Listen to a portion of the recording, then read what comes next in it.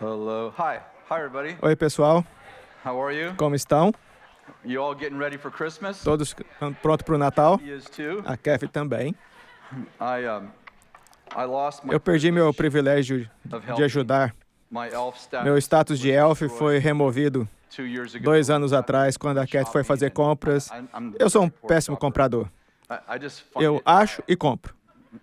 evidently Evidentemente, não é assim que você deve fazer. supposed to find it, Deveria check encontrar, 40 different checar em 40 lugares sources diferentes, to make sure you got ter the certeza best que tem o deal. melhor preço. Eu não faço nada disso, eu só acho e compro. Então você não vai comprar mais. So then I'm like, okay, so Ok, she had all então these gifts ela she comprou already todos bought. esses Maybe presentes, já 50 que ela tinha or 60 comprado of them, and 50, they're 60. downstairs. Estavam lá embaixo na mesa de sinuca. Pensei, vai ser muito legal, vou ajudar. Wrapped them all before Embrulhei she got todos antes que ela chegasse em casa. Ela chegou em casa, essa é uma história verdadeira. Ela chegou e falou, vem ver o que eu fiz. She comes in and she's Ela olhou e falou, Did you Você- label any of them? colocou nome em algum deles?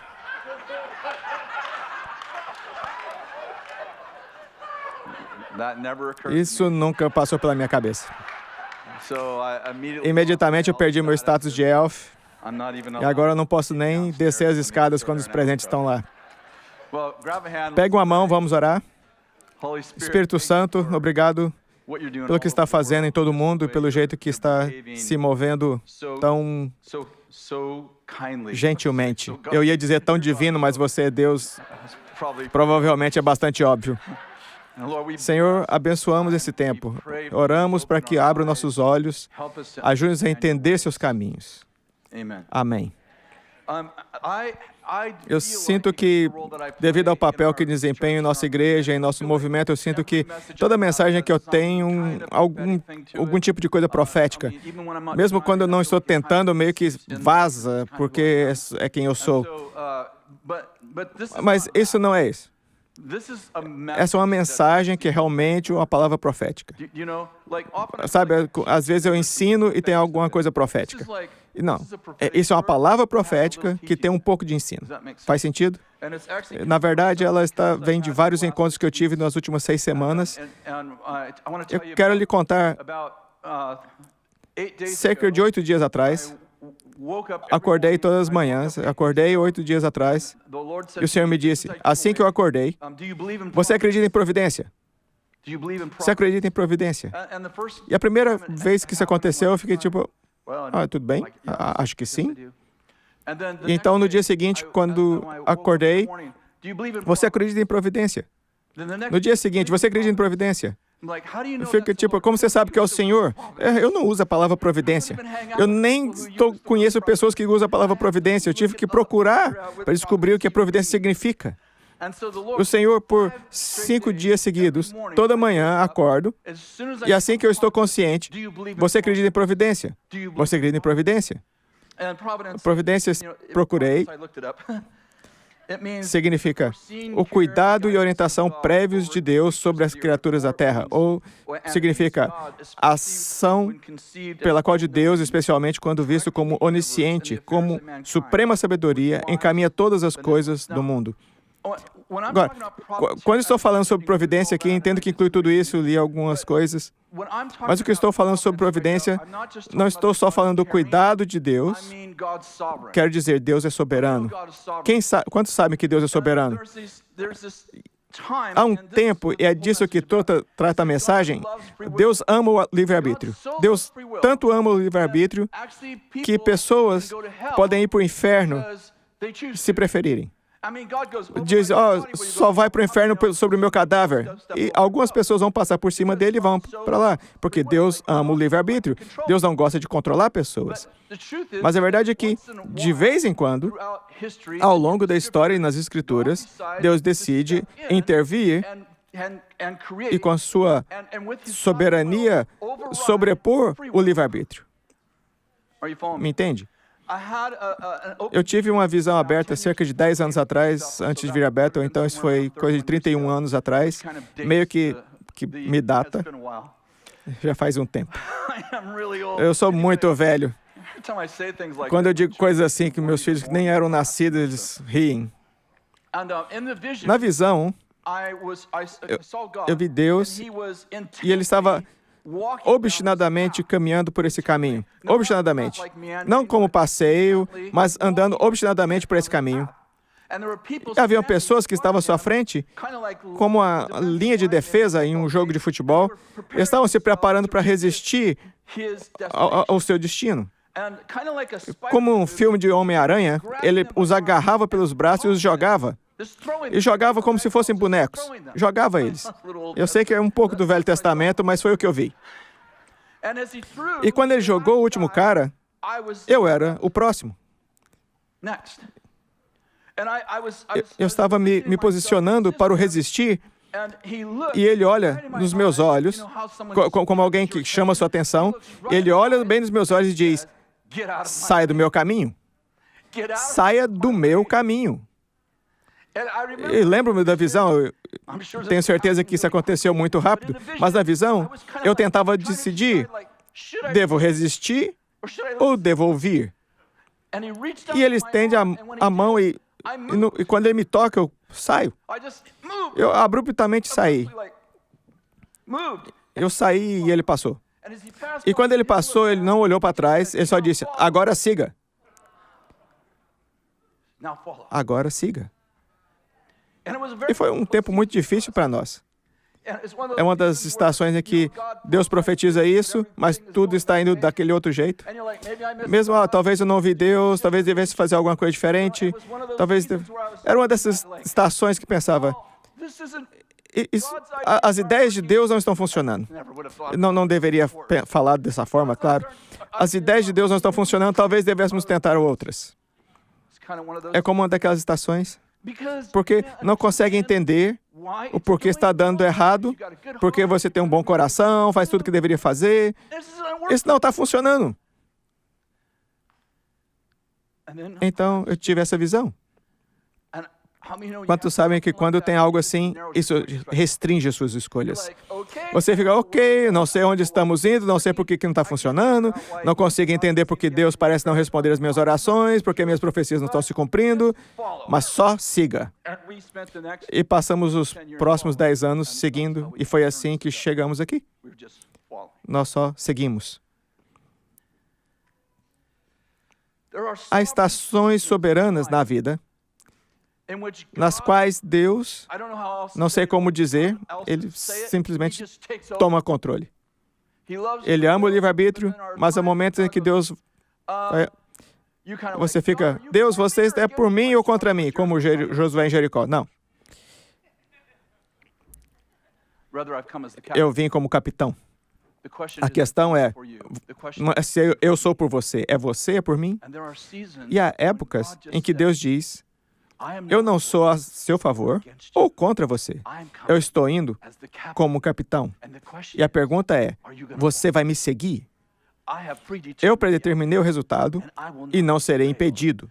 A questão é se você está no meu trem, porque eu não estou no seu.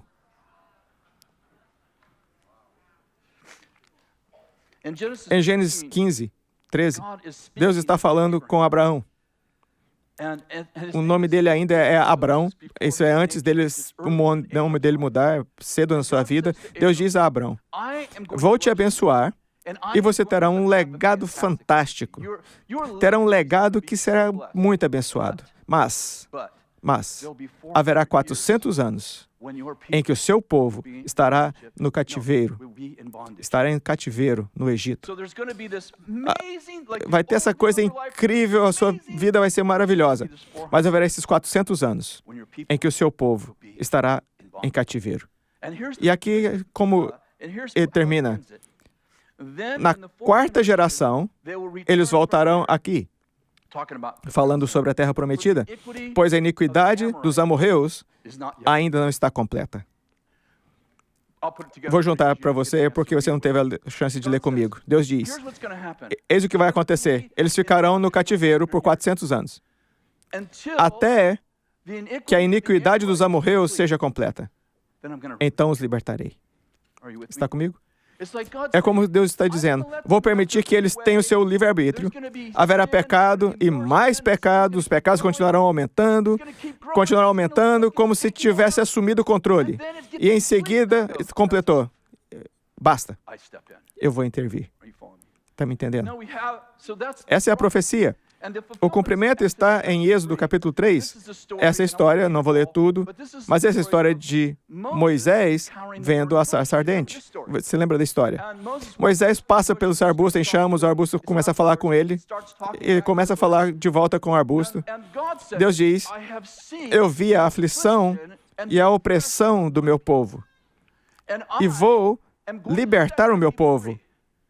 Portanto, eu te envio.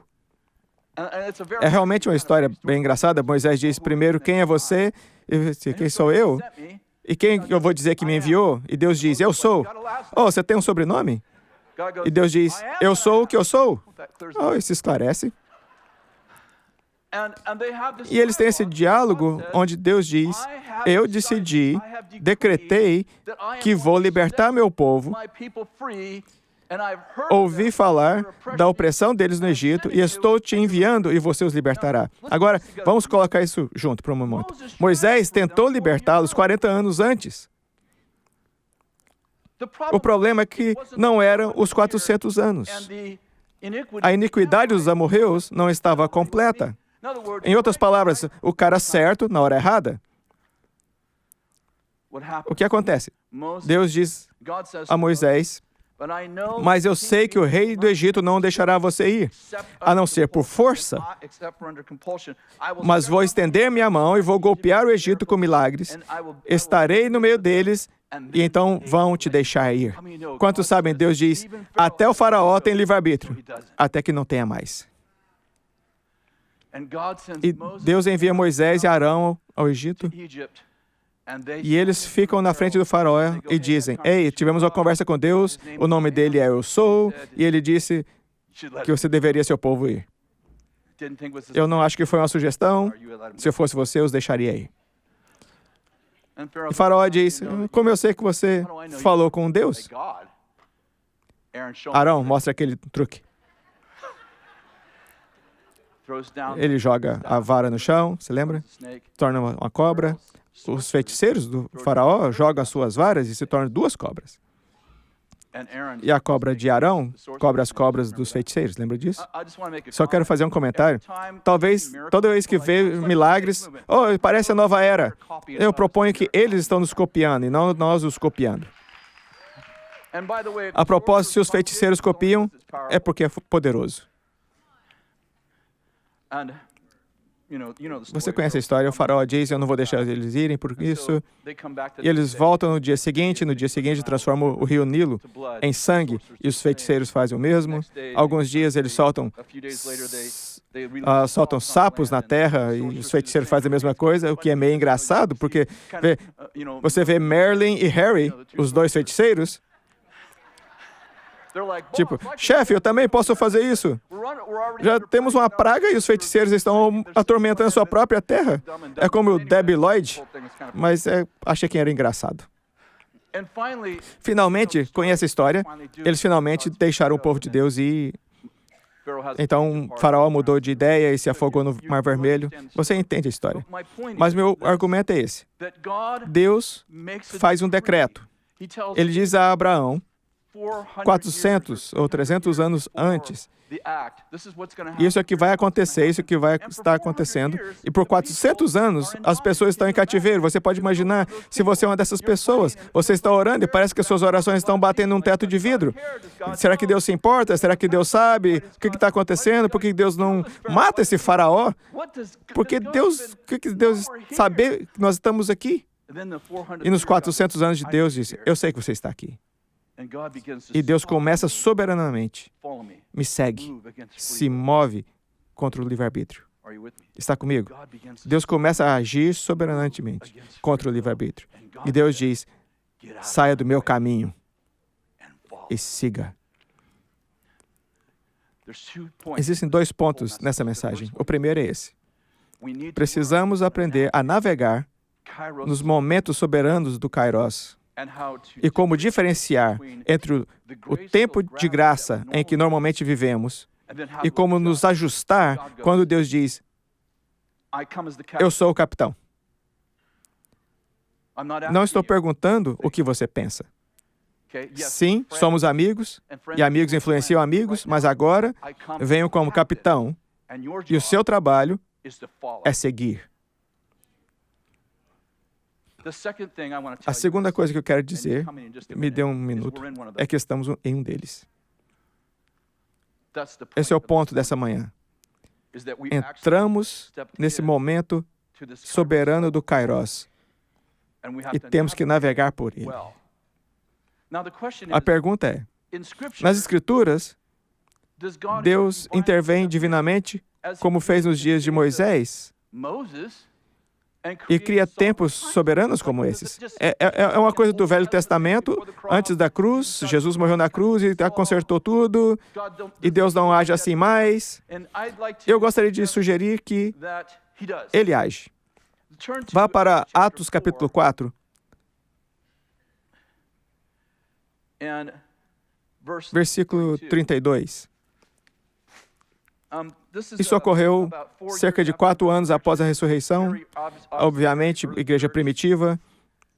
Da multidão dos que creram, era um coração e alma. Ninguém considerava exclusivamente as coisas que possuía, porém tudo era de comum. Com grande poder, os apóstolos davam testemunho da ressurreição do Senhor Jesus, e em todos eles havia abundante graça, pois nenhum necessitado havia entre eles, porquanto os que possuíam terras ou casas vendiam e traziam os valores correspondentes e depositavam aos pés dos apóstolos, e então se distribuía a qualquer um à medida que tinha necessidade. Capítulo 5, verso 1. Lembre-se, não havia capítulos quando Lucas escreveu a carta. Portanto, essa é a próxima frase. Entretanto, um certo homem chamado Ananias, com sua mulher Safira, vendeu uma propriedade e ficou com um pouco do dinheiro. E trouxe o restante e depositou aos pés dos apóstolos. Então Pedro disse, Ananias, porque encheu Satanás seu teu coração para que mentisse ao Espírito Santo, reservando parte do valor do campo? Conservando, porventura, não seria teu, e vendido, não estaria em teu poder? Como, pois, que assentaste o coração esse desígnio? Não mentiste a homens, mas a Deus? Ouvindo essas palavras, Ananias caiu e expirou, e sobreveio grande temor e todos os que ouviam. E como você sabe, algumas horas depois, sua esposa vem, pergunta a mesma coisa, quando vendeu a terra, ela mente sobre isso e ela morre. Eu estou sempre muito preocupado em ensinar essa passagem. A razão é que a minha primeira preocupação sempre foi que criamos uma cultura a partir da exceção. Porque entendemos mal a diferença entre um ato de soberania no Kairos e o tempo de graça do livre-arbítrio em Jesus. Meu ponto é, muitas pessoas mentiram e não morreram por isso. Levante a mão se você nunca mentiu. Bill, conte. Obrigado. Meu ponto é, todos nós concordamos que muitas pessoas mentiram durante os dias de Ananias e Safira. Muitas pessoas mentiram. Adivinha quem os interrogou? O mentiroso mais famoso da Bíblia, Pedro. Eles mentiram sobre o quanto eles venderam a terra. Pedro mentiu 3 vezes depois que o Senhor alertou sobre se ele conhecia Jesus. Entendo que a Bíblia não fala sobre isso, mas meu pensamento é que Pedro não sabia que Ananias ia mentir, ia morrer. Ele não morreu.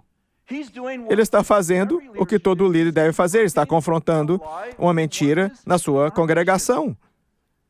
O cara morre. Eu proponho que Pedro entendia que como mudar. E percebo, isso é uma coisa totalmente diferente da qual vivemos. Ele questiona Safira e ela morre. E, de repente, um grande temor na igreja. Quantos sabem que poderíamos usar um pouco mais do temor do Senhor novamente? Vou contar o resto da história. No capítulo 12, agora estamos falando 8 anos depois, Herodes leva Tiago, o irmão de João. Ele o prende, o coloca na prisão e depois o mata. Quando ele o mata, é tão popular que as pessoas pensam, sim, vamos matar esses cristãos. E ele prende Pedro. Ele coloca Pedro na prisão. Mas dessa vez o povo começou a orar. estão na casa de João Marcos orando pela libertação de Pedro.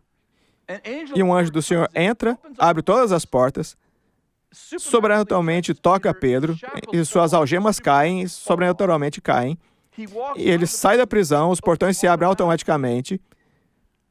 Pedro acha que ele está num transe, ele nem sabe o que está acontecendo é real. Ele sai da prisão, ele olha e então percebe, isso realmente aconteceu. Ele vai à casa de João Marcos, onde estão orando, ele bate na porta, Rod chega à porta, que é a criada, e ela ouve Pedro e esquece de abrir a porta. Ela está tão feliz, corre de volta e diz, Pedro foi solto. E é o anjo dele. Diz quantas visitas de anjos você tem.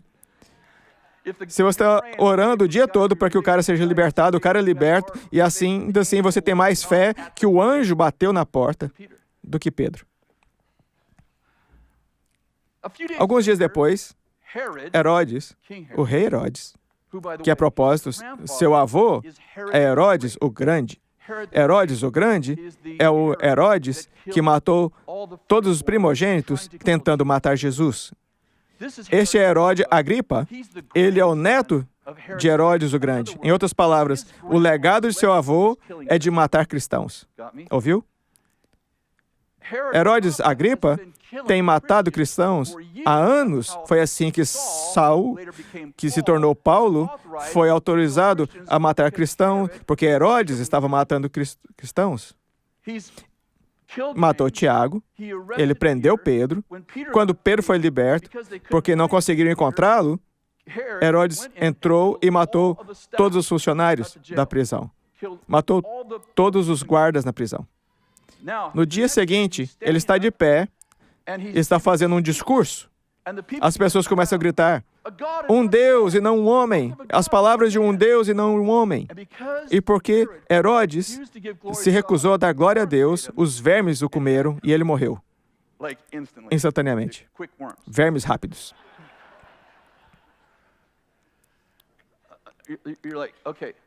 Antes de tudo, quero te lembrar, isso está no Novo Testamento.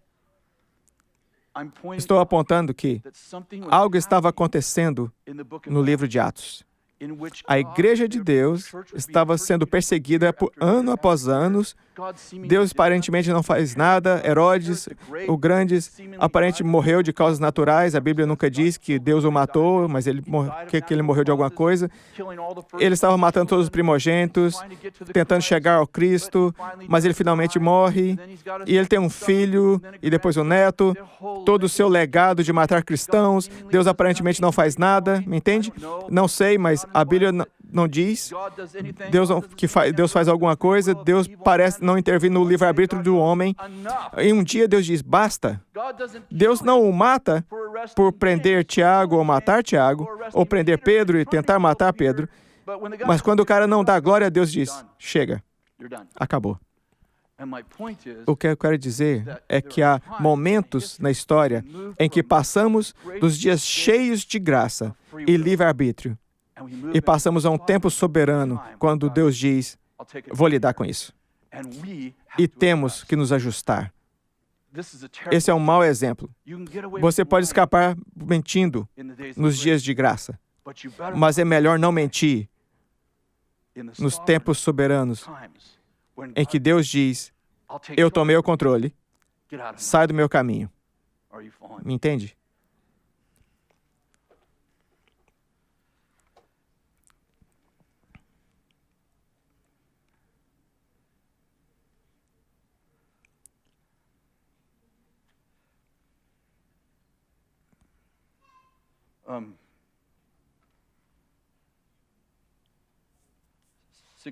Há 6 semanas eu acordei no meio da noite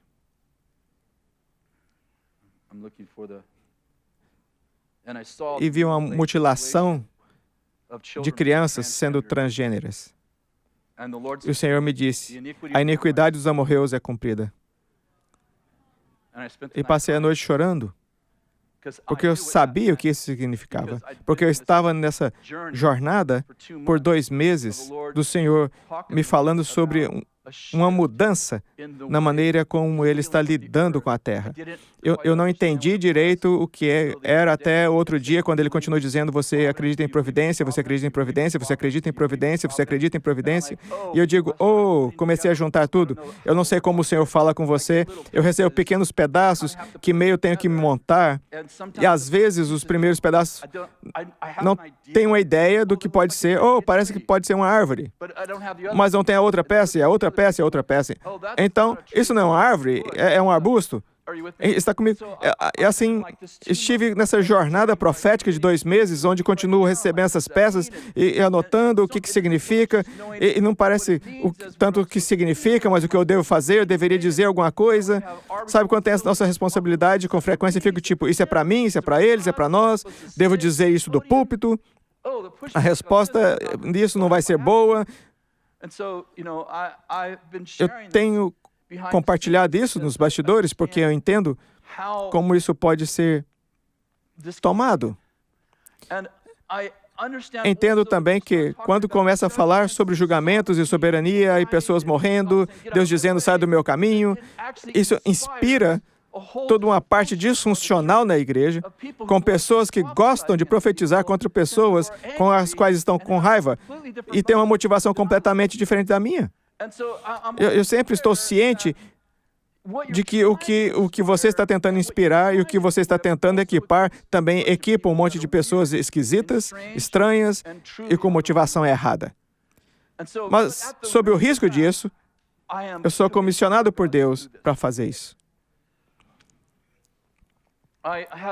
Eu tive 3 sonhos em uma noite.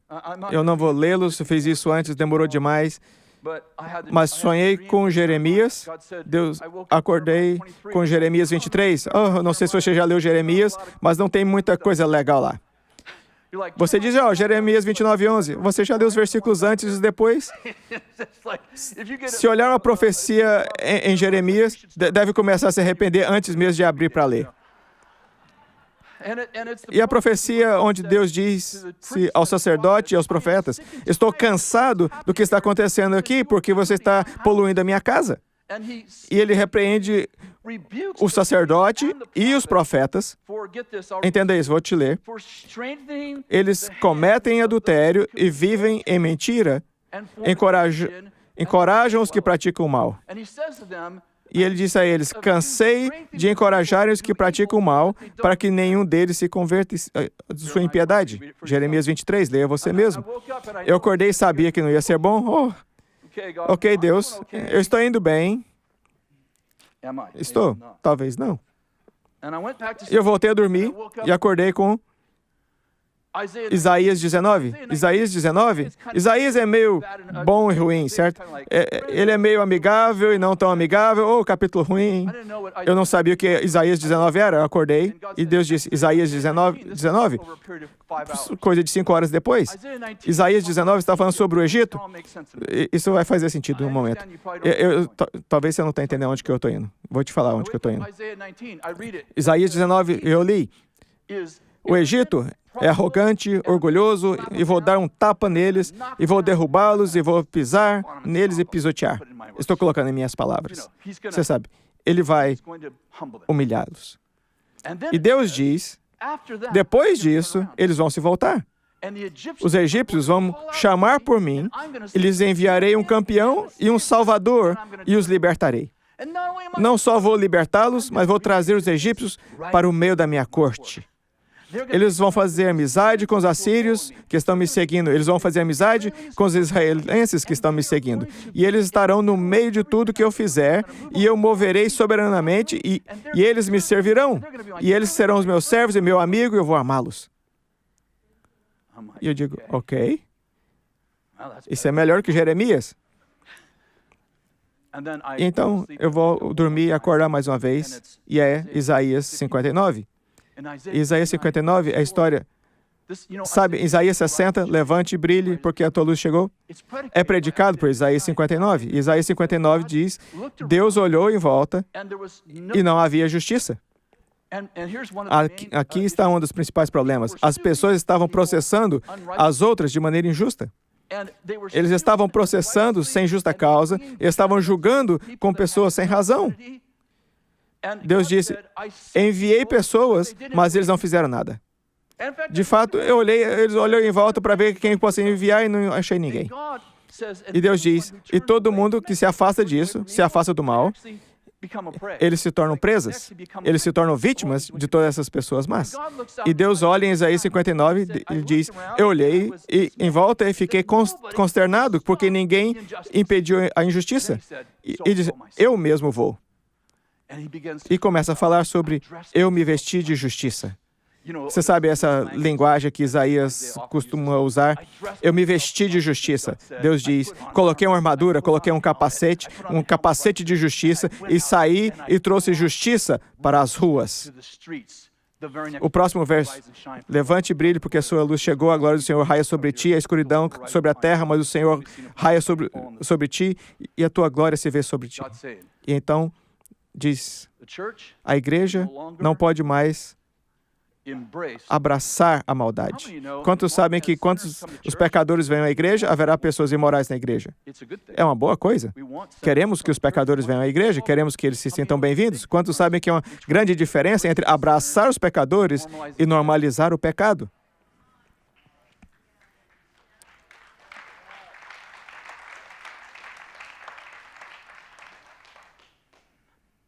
Deus diz, chega disso. E deixa-me dizer isso. Deus me disse que é uma mensagem mista para o mundo. Veja, o mundo costumava dizer, eu sei o que estou fazendo de errado e me sinto constrangido, mas eu quero fazê-lo de qualquer forma. E agora eles dizem, será que eu estou fazendo errado? Eles acham que está tudo bem. Eles estão me apoiando. Talvez o que eu estou fazendo não seja errado. E você precisa entender que está criando uma crise de consciência, porque a convicção do Espírito Santo está aqui, mas a convicção da igreja está aqui. Vê como o profeta e o sacerdote foram punidos? Sabe, não é ser mal para alguém, mas se trata de manter um padrão que as pessoas saibam o que é certo e errado.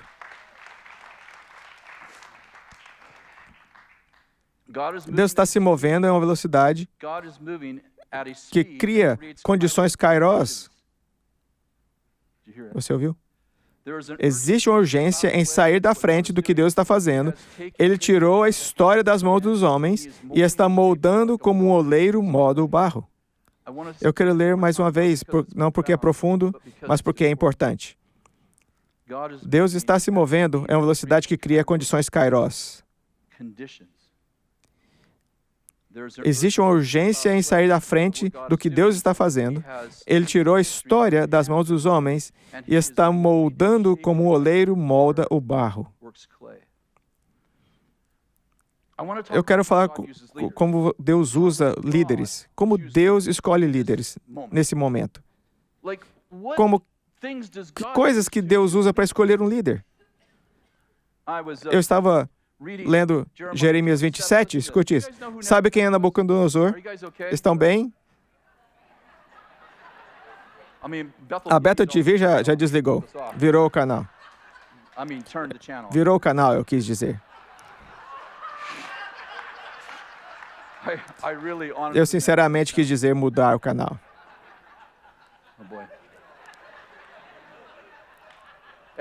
Todo mundo sabe quem é Nabucodonosor? Jeremias 27, 5. Deus diz, eu fiz a terra, o homem e os animais que estão sobre a face da terra com o meu grande poder, com o meu braço estendido, e dou a quem é reto aos meus olhos. E agora eu entreguei todas essas terras na mão de Nabucodonosor, rei da Babilônia, meu servo. E ainda até os animais do campo lhe dei para que o sirvam. E todas as nações o servirão a ele, e a seu filho, e a seu filho. Entendeu isso? Deus diz, ele escolheu Nabucodonosor como seu servo, porque ele tem prazer nele.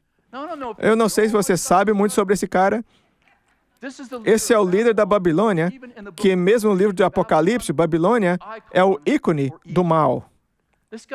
O cara era o rei.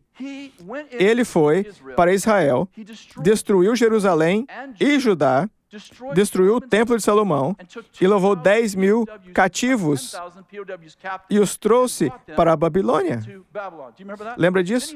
Então ele fez estátuas. Essa é a história de Sadraque, Mesaque e Abednego, a história de Daniel, tudo em torno de Nabucodonosor. Ele cria uma estátua para si mesmo e todo mundo tem que adorá-la durante a sessão de adoração. Quando os músicos estão tocando, se curva e adora a estátua. Essa é a sua história. E ele matou milhares de crentes. E Deus diz, eu gosto dele, ele é meu amigo. No 4º capítulo de Daniel, ele tem um encontro com Deus. 7 anos. Ele fica mentalmente doente por 7 anos. E no final dos 7 anos, Deus o cura sua mente. E ele se retrata após todos os outros deuses, e ele decreta que o Deus de Daniel será servido ou você será morto. É um pouco o Velho Testamento. Meu ponto é esse. Deus escolhe Nabucodonosor e diz, ele é meu amigo e meu servo, antes que ele nascer. Deus olha as pessoas de maneira diferente da nossa. A igreja pensa que Deus é para republicanos ou democratas, ou independentes ou socialistas, ou capitalistas. Eu gosto de sugerir que é hora de mudar e termos nossa lealdade ao reino.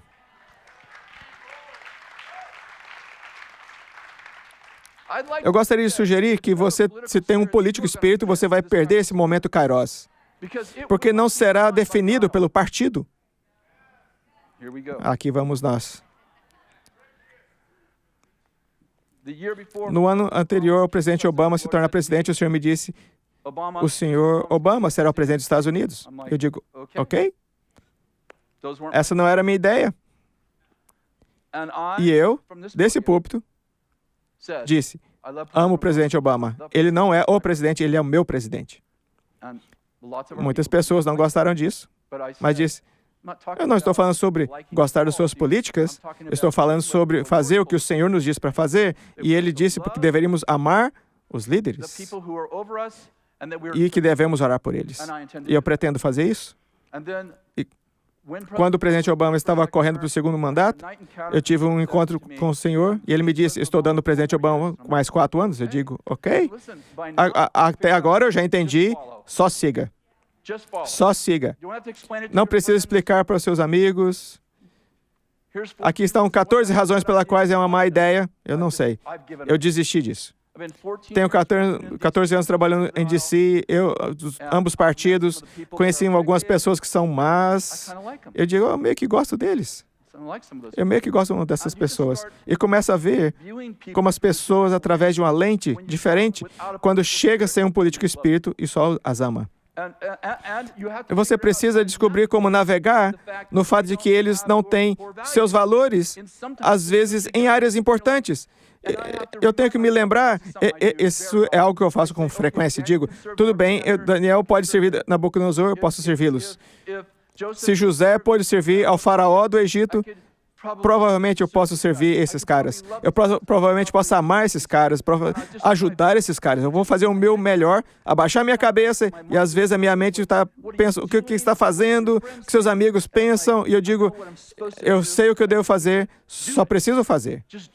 E vou fazer. O Senhor deu uma palavra profética para o presidente Trump. Isaías 54:11. Tu, oprimida, arrojada como uma tormenta e desconsolada, eis que eu sentirei as tuas pedras como um ornamento e farei sua cama como de rubis e portas com carbúnculos, e todos os seus termos e aprazíveis. Todos os seus filhos serão ensinados do Senhor, e a paz dos teus filhos será abundante, com a justiça será estabelecida. Estarás longe da opressão, porque não temerás. E se alguém te vender, não será por mim. E se alguém fizer isso, não será por mim. Eis que seguramente poderão vir, e eu mesmo trago assopro as brasas no fogo, e produzo a ferramenta, toda arma contra ti será destruída, e toda ferramenta, toda língua levantada contra ti será condenada. Eu sou sua vingança. Essa é a herança dos servos do Senhor. Eu estava andando no santuário no domingo após a sexta-feira em que o Sr. Trump declarou a sua candidatura. Eu pensei que era meio engraçado. Estou no mundo dos negócios, então li alguns dos livros de negócio do Trump, pensei que eram bons. Você sabe, ele é um cara de negócio, eu sou um cara de negócio, entende? Ele não é um político, ele é meio rude. Eu cresci com pessoas muito rudes. Mas então ele se declara candidato, e eu digo, isso é engraçado? Não tive tempo para dizer isso para ninguém, mas fico tipo, será uma experiência bem diferente. Um cara empresário se torna um político. Eu disse a Kevin, será como um touro na cristaleira? Eu estou caminhando aqui no santuário no domingo, depois que ele se declarou candidato, e sinceramente penso, isso nunca acontecerá em 1 milhão de anos. Ele é o 16º candidato republicano. Isso não vai acontecer. Eu estou andando pelo santuário e chego bem aqui, bem ali. E o Senhor disse, sabe quem será o próximo presidente dos Estados Unidos? Eu nem estava orando, nem pensando nisso. Disse, não, presidente Trump. E eu disse, não, isso não vai acontecer. E ele disse, você sabe com quem você está falando? Sabe como tem uma dessas coisas na sua mente que isso nunca vai acontecer? É como a Sarah, eu vou ter um bebê, vai ser Isaac. E o Senhor diz, sabe com quem você está falando? Eu acho que não. Eu preciso te contar, contei a vários meus amigos e todos tiveram a mesma resposta. Isso seria uma loucura? Isso seria, mas é plausível. E acredito que o Senhor entrará no processo de impeachment.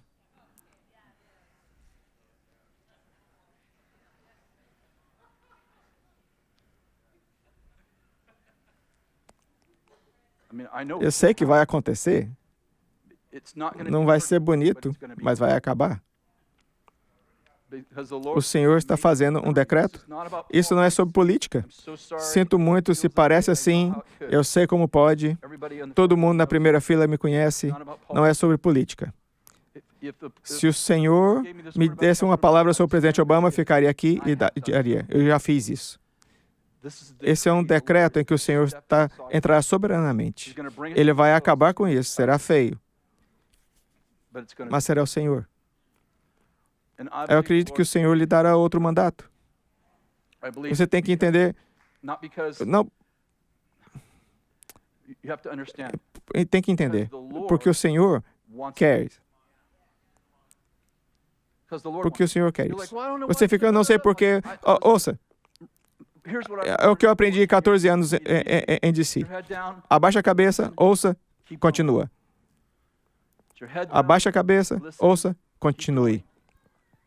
Porque tentar entender tudo que está no meio disso é muito confuso para humanos. Imagino Deus, que é daqui de cima e acredita na providência, e ele vê o começo e o fim, e olha para todo o tabuleiro de xadrez da vida pela eternidade. Ele diz, precisamos dessa pessoa aqui, precisamos do Putin ali na Rússia, naquele momento, precisamos desse cara ali, é assim como tudo vai funcionar. Eu acabei de descobrir que Deus está olhando para o quadro e eu estou no elefante olhando o dedo. Isso não deveria ser assim. Deus está olhando para a história, mesmo as razões pelas quais sugeriria que isso faria sentido, porque eu tenho algumas no meu cérebro, eu nem confiaria nelas. Eu estou dizendo que Deus fica me perguntando, você acredita em providência? A providência acontece daqui de cima. Deus está dizendo, eu estou orquestrando tudo. Você confia em mim? Eu digo, eu não gosto dessa decisão. É porque você está olhando o dedo. Você não viu o elefante inteiro ainda. Você não entende o que está acontecendo. Você não entendeu o que estava acontecendo quando eu coloquei o presidente Obama no cargo. Você não está... Quando eu dei outros 4 anos a ele, você não concordou comigo, mas você não está olhando daqui de cima. Você não entende o bem maior. Saia do meu caminho. Eu quero só dizer isso, espero que entenda. Eu pratiquei em minha mente repetidamente e ainda não disse. Vou tentar dizê-lo de uma boa maneira. Você não quer ser o que vai resistir a um movimento nesse momento. Você pode em tempos de graça porque há muita liberdade. Eu nem sei o que eu estou dizendo. Só sei que todos vivemos em muita liberdade. Fazemos de forma bem erradas. E Deus conserta. E dizemos, oh, Deus é tão bom. Mas é esses momentos em que Deus diz, saia do meu caminho. E de repente você percebe, não tem um Deus zangado, mas às vezes Deus fica zangado. Eu sei que na minha casa, eu cresci com pais zangados. Na minha casa, onde meus filhos cresceram, eles podem te contar. Minha filha está aqui, estou orgulhoso de você. Segunda fila.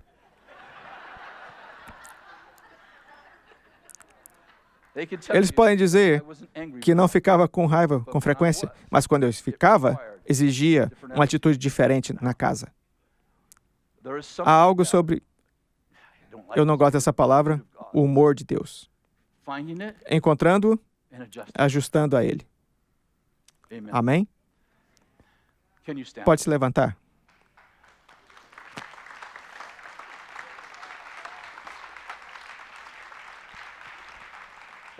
Agora, antes de orarmos, tenho que lhe dizer que é o aniversário da Cat.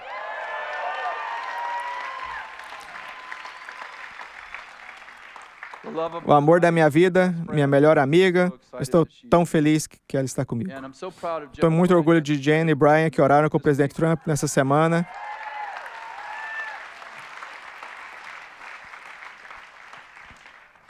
Não é engraçado que nos tempos provinciais, Deus traga certas pessoas? Não acho que o momento da entrada deles na Casa Branca tenha sido uma chance.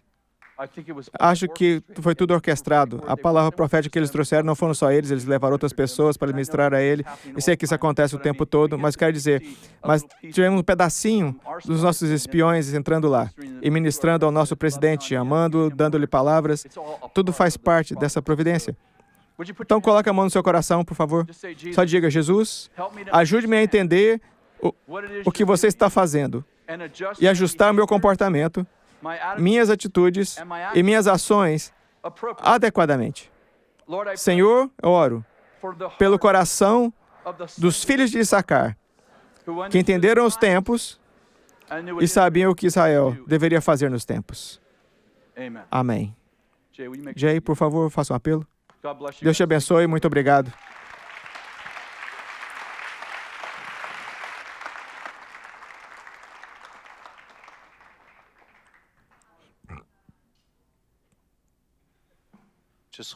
Acabei de aprender dessas coisas. Antes que alguém saia, se alguém está aqui, hoje você ainda não recebeu o Senhor em sua vida, eu quero dar uma oportunidade hoje. Sabe, não é só que Deus te ama, nós te amamos. Queremos que você ande em completa liberdade. Se você está ouvindo essa mensagem hoje e seu coração está ardendo, dizendo, eu quero conhecer o Senhor, eu quero estar no corpo de Cristo. A Bíblia diz que o Senhor coloca os solitários em uma família. Eu sinto que nessa temporada, especialmente nessa temporada de festas, o Senhor quer te colocar em uma família. Se você, levante a mão. Temos pessoas que querem orar com você, temos pessoas que querem ministrar você. Qualquer pessoa aqui que diga isso, eu quero fazer parte dessa família que me ama. Ok, impressionante. Eu vou confiar que todos aqui estão salvos. Se você quiser, enquanto estivermos orando pelas pessoas, se você estiver, estou com medo de levantar a mão, vem à frente assim mesmo. A equipe de oração, por favor, vem à frente, se alinhe aqui. Se você quer orar, queremos orar com você, queremos ver um milagre no seu corpo, queremos que você seja abençoado essa semana. Sinta-se livre de, por favor, venha, traga suas coisas. Caso contrário, seja abençoado, tenha uma semana incrível. E nos vemos na próxima semana. Servo de oração, se vocês pudessem levantar as mãos, se estiverem livres. Se vem para orar, procure os servos de oração com as mãos levantadas e orarão com você. Se puder ter o maior número possível de gente aqui à frente. Ei, Bethel TV, que bom que está conosco nesse culto hoje. Aqui na Bethel acreditamos que a oferta é uma continuação do nosso tempo de adoração. Junte-se a mim e na leitura da declaração de hoje. Ao recebermos a oferta de hoje, cremos no Senhor empregos e melhores empregos, aumentos e bônus, benefícios, vendas e comissões, acordos favoráveis, propriedades e heranças, juros e rendas, descontos, cheques pelo correio, presentes e surpresas, achar dinheiro, dívidas pagas, despesas diminuídas, bênçãos e aumento. Obrigado, Senhor, por suprir todas as minhas necessidades financeiras e que eu possa ter mais do que o suficiente para dar ao reino de Deus e promover o Evangelho de Jesus Cristo. Aleluia! Se você está assistindo a nossa transmissão, acredito que o seu dízimo sempre pertence à sua igreja local. Mas para aqueles que desejam dar mais e além disso, ou consideram a Bethel TV a sua igreja local, quero convidá-los agora ao nosso tempo de oferta. Quando você dá a Bethel TV, está semeando em nossos esforços para alcançar o mundo, através da mídia e tecnologia. Mais de 450 mil pessoas em 150 países estão recebendo acesso à adoração transformadora e ensinamentos por meio da nossa plataforma. Para se associar a nós na promoção do avivamento pessoal, selecione o botão Oferte no menu superior ou visite bethel.tv/give. Muito obrigado por dar aqui na Bethel TV.